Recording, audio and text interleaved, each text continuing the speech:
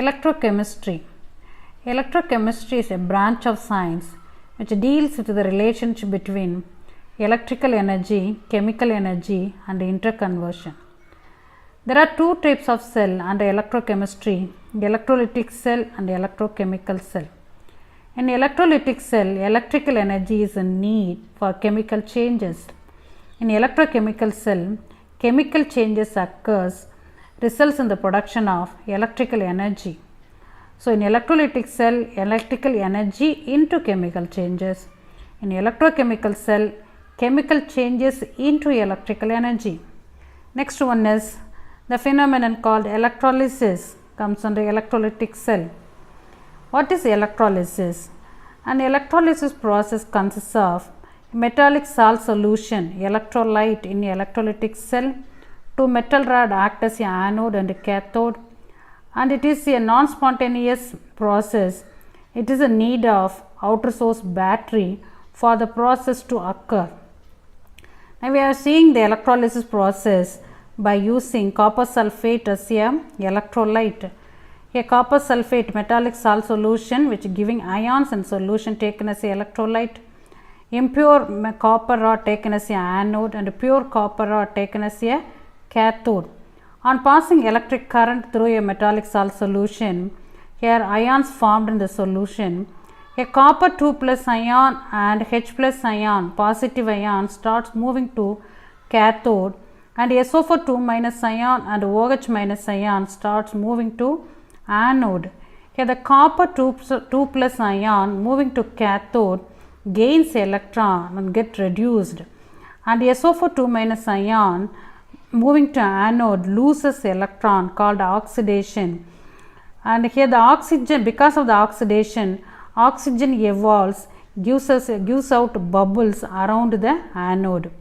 The movement of positive ion to negative plate, negative ion to positive plate, the mobility of electron maintains electric current in the solution, thus electricity flows. So, now we are going to define what is electrolysis. When electric current passed through an electrolytic solution, chemical reaction, oxidation, reduction occur at electrodes. The phenomenon is known as electrolysis.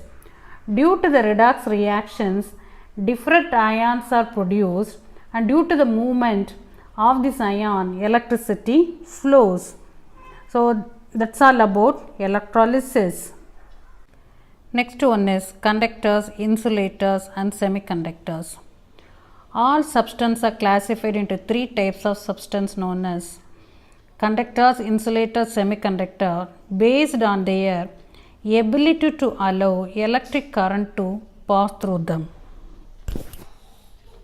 First one is conductors. Substances which allow electric current to pass through them completely are known as conductors. Metal, mixture of metals are called alloys. Fused electrovalent compounds are example of good conductors. Next one is insulators.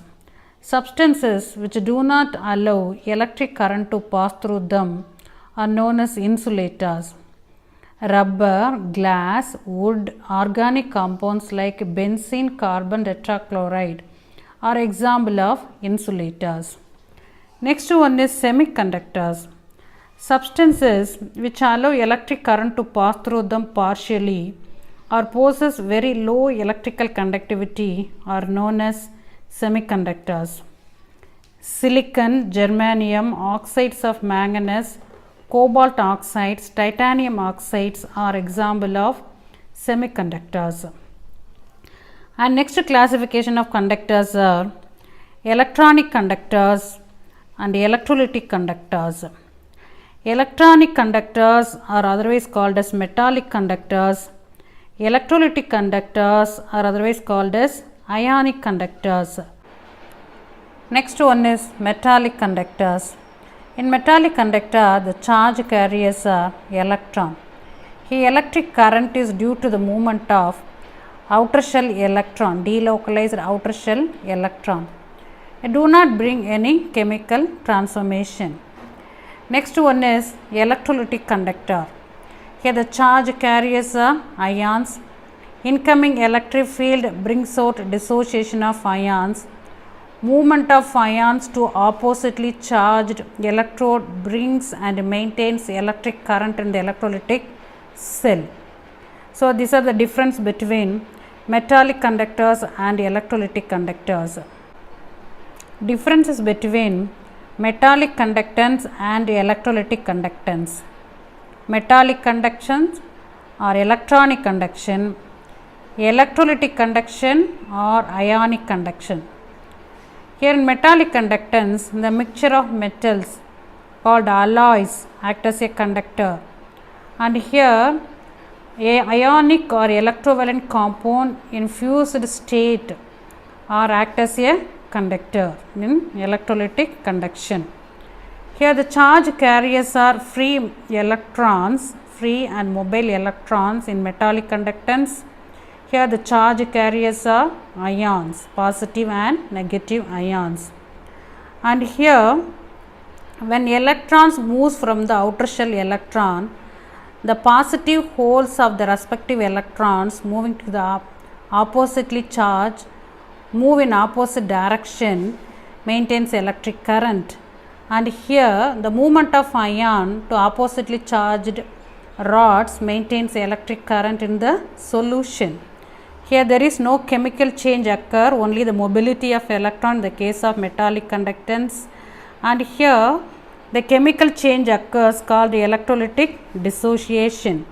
In the case of metallic conductance, only flow of energy, there is no transfer of matter, but here flow of energy along with the transfer of matter. And here in the case of metallic conductor, conductivity decreases with increase of temperature due to the thermal vibration of metal atom disturbing the flow of electron pass through them. Here in the case of electrolytic conductor, conductivity increases with increase of temperature. When the temperature increases, more number of ions formed. More number of ions, more will be the conductance. So, metallic conductance decreases with the increase of temperature, electrolytic conductance increase with increase of temperature. So, these are all the differences between metallic conduction and electrolytic conduction. Arrhenius theory of electrolytic conductance. Theory of electrolytic conductance or Arrhenius theory of electrolytic dissociation. Postulates of Arrhenius theory. When dissolved in water, neutral electrolytic molecules are split up into charged particles. These particles are called ion, and the process is known as ionization. The positively charged particles are called cation and negatively charged particles are called anion. The theory assumes that ions already present in the solution, the solid electrolyte held together by strong electrostatic force, when placed in water, this neutral molecule dissociate to form anion and cations, that is A plus B minus to give A plus and B minus. For this reason, this theory may be referred as theory of electrolytic dissociation.